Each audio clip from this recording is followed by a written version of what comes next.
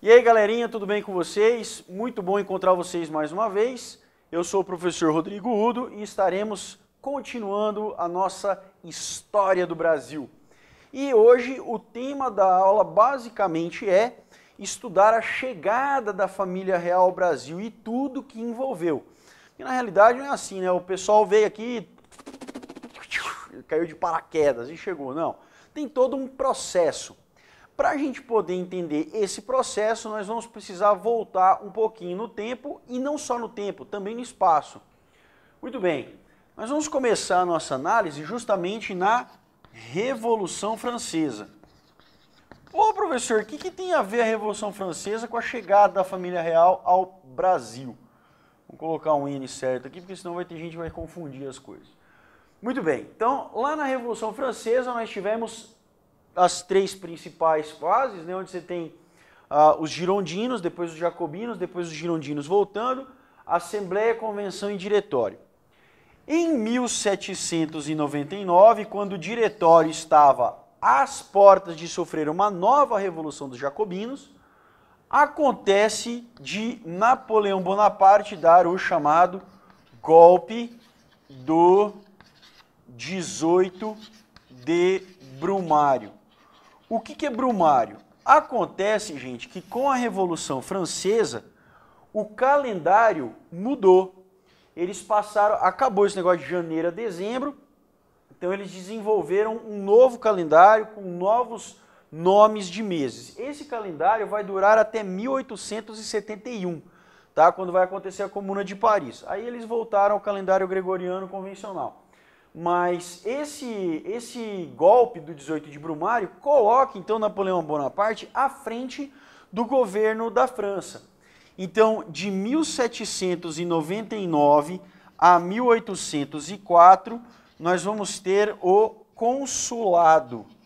O que é o consulado? É a fase em que Napoleão Bonaparte vai dividir o poder com outros dois camaradas, o Pierre Roger Ducos e o Emmanuel Sieyès. Tá bom? Então, esse é o consulado. Só que em 1804, Napoleão Bonaparte faz uma espécie de júri, né? Ele leva um plebiscito ao povo e 60% da população francesa acaba escolhendo Napoleão Bonaparte como imperador. Tá? Então, um plebiscito na França elege Napoleão imperador. Muito bem. Napoleão Bonaparte, a partir de então, ele já vinha promovendo algumas reformas, mas ele vai passar a fazer reformas mais profundas. Por exemplo, ele funda o chamado Banco da França. Eu não vou falar de todas as mudanças dele, por exemplo, só vou tratar dos assuntos essenciais que estão relacionados à nossa história do Brasil, tá? Então, ele funda o Banco da França. Legal, por que ele faz isso? Já vamos falar, vamos para o nosso próximo lado do quadro aqui. Então, ele funda o Banco da França e ele promove um estímulo à industrialização. Muito bem. Claro que para a burguesia francesa isso foi muito bom. Por quê? Porque a França era um país dependente economicamente de quem? Da Inglaterra. Praticamente tudo era comprado de lá mesmo, né? Dos ingleses. Então Napoleão Bonaparte queria fazer com que a França fosse um país autônomo, queria fazer revolução industrial na França. Um dos outros elementos aqui é a reforma, vamos colocar dessa forma, né? A reforma educacional. Por quê? Porque Napoleão Bonaparte estava de fato preocupado em promover a Revolução Industrial no seu país. Muito bem. E o que aconteceu, professor? Aconteceu que a França conseguiu fazer a sua Revolução Industrial. Então, esse é um ponto fundamental. A França finalmente consegue fazer sua Revolução Industrial. E daí? E daí é o seguinte, imaginem vocês que os franceses estão produzindo, e uma hora eles produzem tanto que precisam exportar. Porém, toda a Europa, e por assim dizer, boa parte do mundo, era cliente da Inglaterra. Porque a Inglaterra já era um país que estava muito adiantado no processo da Revolução Industrial. Napoleão Bonaparte entendeu que isso era um problema. E aí ele vai olhar para a situação e vai pensar o seguinte, cara, eu preciso vender, preciso ganhar mercado, o que eu vou fazer? Então ele percebe que negociando ele não consegue penetrar os produtos franceses na Europa, por exemplo. Então Napoleão Bonaparte tem uma ideia. Ele resolve promover o chamado bloqueio continental. Ou seja, Napoleão Bonaparte simplesmente proíbe toda a Europa de fazer comércio com a Inglaterra. É isso. Ele ameaça invadir esses países e obriga esses países da Europa continental a fazerem comércio apenas com a França. É claro que a Inglaterra ficou perdida nesse primeiro momento, né? E agora, o que a gente vai fazer? Isso afetou o comércio da Inglaterra. Inclusive, nesse momento, os Estados Unidos não se manifestaram, né? Não ficaram nem do lado da França, nem do lado da Inglaterra. A Inglaterra achou isso um absurdo. A Inglaterra vai até tentar impor nos Estados Unidos a obrigação de fazer comércio. Mas os americanos disseram, não, mas peraí, nós já conquistamos nossa independência, nós não temos obrigação nenhuma. Conforme a Inglaterra pressionou os Estados Unidos, os americanos, só de raiva, resolveram apoiar Napoleão. Então, aí acabou acontecendo lá nos Estados Unidos a chamada Segunda Guerra da Independência, tá? Mas isso é um tema aí só para você colocar aí no seu caderno, não vou gastar tempo com isso, tá? Isso aí fica lá para a história geral ou para a sua pesquisa, livre pesquisa, tá bom?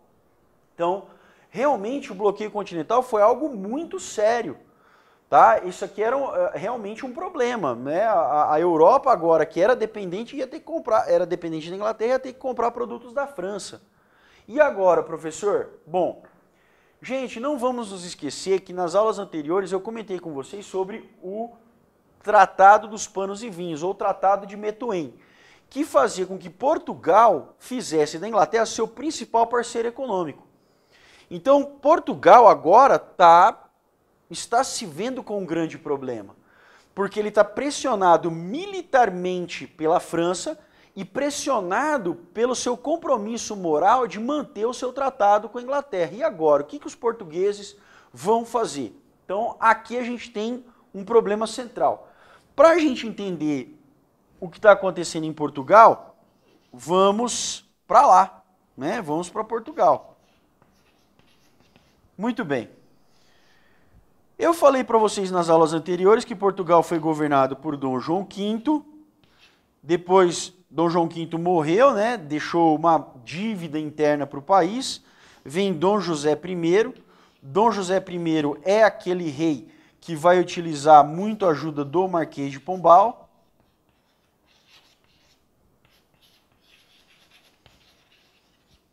E quando Dom José I morre, quem assume no seu lugar? A Dona Maria I, tá? Essa mulher governava Portugal quando aconteceu o bloqueio continental. Só que ela já não estava mais muito boa das ideias. Por quê? Vamos lembrar que a Dona Maria I é responsável pela viradeira, né? Só para a gente retomar um termo que eu usei na aula passada. Muito bem.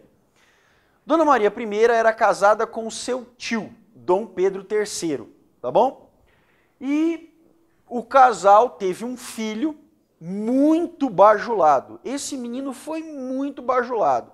Foi levado para as melhores escolas, ele sabia falar um par de línguas, falava 4 ou 5 línguas já pequeno, né? Ele recebeu toda a condição de ser um estadista, já desde criança. Por acaso, a Dona Maria I acabou engravidando depois, mas esse segundo filho não recebeu a atenção que o primeiro recebeu, até porque o primeiro viria de fato a ser o rei. Então toda a atenção foi dada ao Dom José, que viria, né, a ser o Dom José II, se viesse a governar. Acontece que o moleque morreu. Morreu pouco depois da morte do pai, ou seja, Dona Maria I, num curto espaço de tempo, perdeu o marido, Dom Pedro III, e o filho predileto, que era o filho que deveria assumir o trono. E agora? Ela pira na batatinha. Os historiadores portugueses, e agora, né, a gente tem conhecimento disso, Dona Maria I saía correndo pelo Palácio de Queluz pelada, dizendo que o seu marido tinha aparecido na forma de um fantasma, querendo dormir com ela de novo. Então, realmente, a Dona Maria I viajou na maionese. E aí, ela, impossibilitada de governar, o governo de Portugal cai no colo do segundo filho. Aquele que tinha sido esquecido, jogado às traças, comia o que quisesse, não tomava banho, ninguém estava nem aí para ele. Quem é esse cara? Esse cara é Dom João VI, que se torna então príncipe regente de Portugal. Vamos lá? Vamos para o próximo lado do nosso quadro ali? Vamos caminhando. Então, vem aqui agora Dom João VI. Muito bem. Dom João VI não tinha sido preparado para ser um grande estadista. Mas ele, agora com a sua corte ali, ele percebe que realmente Portugal está no meio de um grande problema. Napoleão Bonaparte está pressionando duramente os portugueses e ele precisa tomar uma atitude. Gente, deixa eu contar uma coisa para vocês. O Marquês de Pombal já tinha dado a ideia para o Dom José I de transferir a sede da corte portuguesa para o Brasil. Por quê? Porque Portugal é um país pequeno. Portugal tinha nessa época em torno de 3 milhões de habitantes. Já é uma população pequena até para Portugal. Imagina se você considerar que Portugal tinha, nesse momento, era dono nesse momento, de todo o Brasil. Né? Era um território muito grande para uma população muito pequena. Atualmente, Portugal tem 11 milhões de habitantes. Então, era um número muito pequeno, né? Era irrisório. 3 milhões de portugueses, ainda mais com um domínio colonial daquele. Então, já tinha sido sugerido em alguns momentos da história portuguesa que a corte fosse transferida para o Brasil. Mas ninguém levou isso muito a sério. Agora, entretanto, começa a aparecer uma possibilidade muito forte. O Dom João VI, inclusive, vai tentar remediar isso. O que ele vai fazer? Ele vai mandar presentinhos para Napoleão. Ele manda baús, chega a mandar baús cheios de ouro e pedras preciosas extraídas do Brasil. Para poder parecer para Napoleão Bonaparte que Dom João VI está do lado de Napoleão. Dom João VI chegou, inclusive, a expulsar, né, estadistas ingleses de Portugal. Ele fez toda uma cena para que Napoleão Bonaparte achasse que Dom João VI estava do lado dos franceses.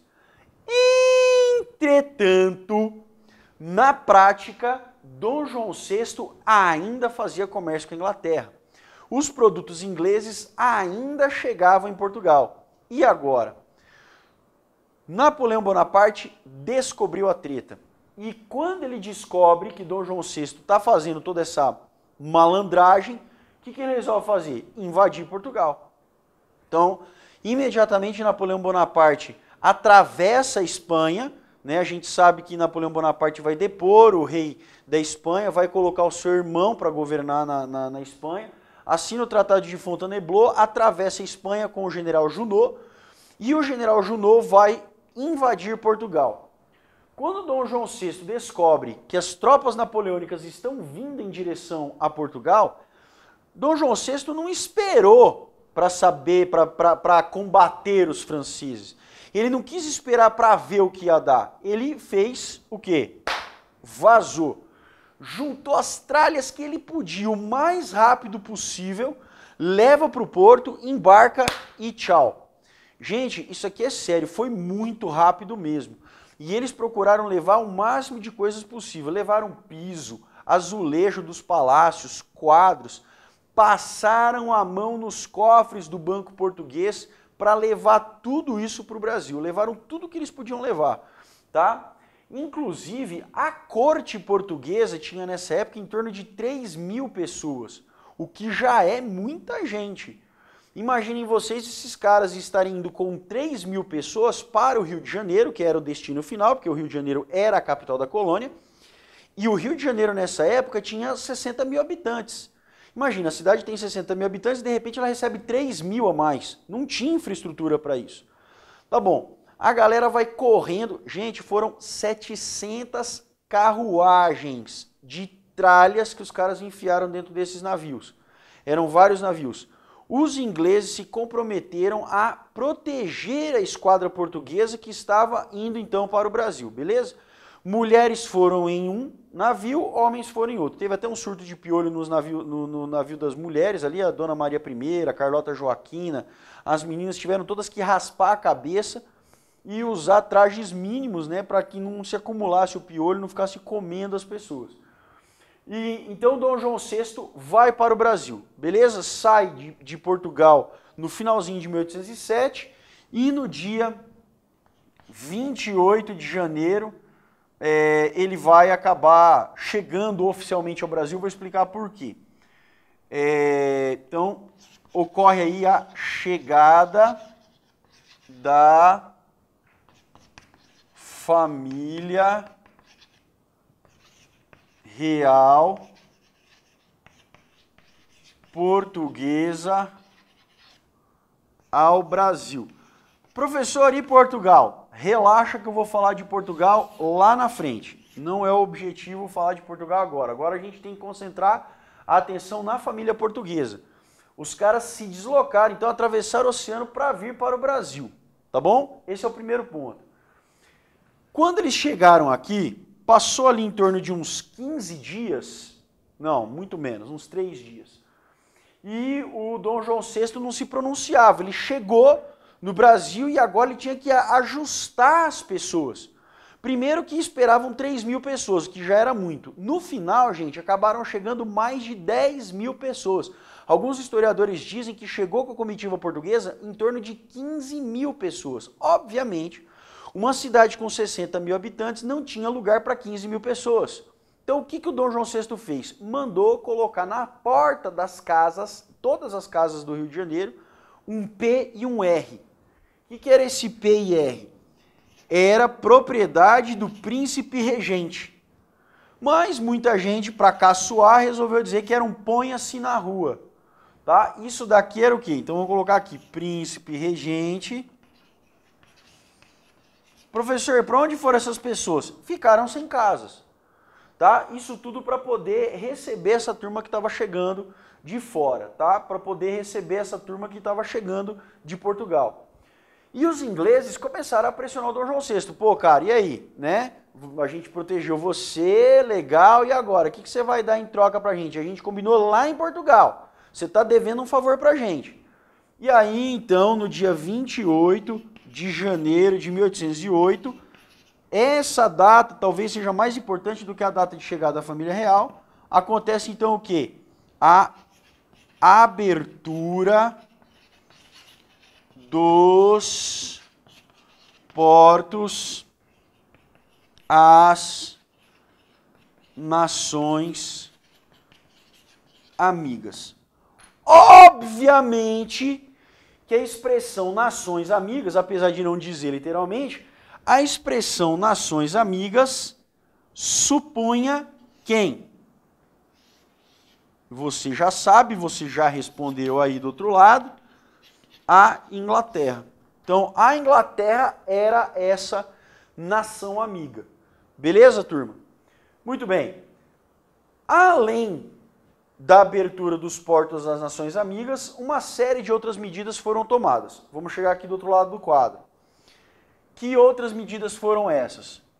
Então, foi criada a Gazeta do Rio de Janeiro, que era a imprensa oficial. Obviamente era uma imprensa censurada, né, porque ela só informava aquilo que interessava a família real. Foram criados os Correios, que também é outro ponto importante. Tá? Por quê? Porque no Brasil colonial, até então, não havia comunicação interna. Né? Era muito difícil você conseguir entregar. Os recados eram dados para que um mensageiro levasse até outra pessoa numa determinada região. Então era muito difícil entregar isso aqui. Tá? Então foram criados os Correios também e por fim foi criado o Banco do Brasil, para que se pudesse depositar os valores que a coroa portuguesa trouxe consigo. Beleza? Gente, essa é uma fase importante. Por quê? E eu quero que você anote isso. Nós vamos terminar a aula de hoje com esse pensamento. A abertura dos portos das Nações Amigas foi essencial para a independência do Brasil. Por quê? Porque a partir desse momento, sem que a coroa portuguesa percebesse, ela estava quebrando o pacto colonial. Como assim, professor? Ora, o pacto colonial obrigava a colônia a fazer comércio apenas com a metrópole. E agora, a própria coroa portuguesa está permitindo que os luso-brasileiros, ou seja, os colonos, façam comércio com outro país, que é a Inglaterra. Nesse momento, quando os brasileiros aqui começarem a fazer comércio com uma outra nação, e não é qualquer outra nação, uma nação iluminista que fez a Revolução Industrial, quando eles começarem a fazer comércio com a Inglaterra, vão começar a chegar de maneira mais contundente ideais libertários. Beleza? Então, anota num cantinho especial do seu caderno isso. A abertura dos portos às Nações Amigas rompeu o pacto colonial e acelerou o processo de independência do Brasil. Beleza? Não esquece de fazer exercício, a gente se vê na nossa próxima aula. Tchau!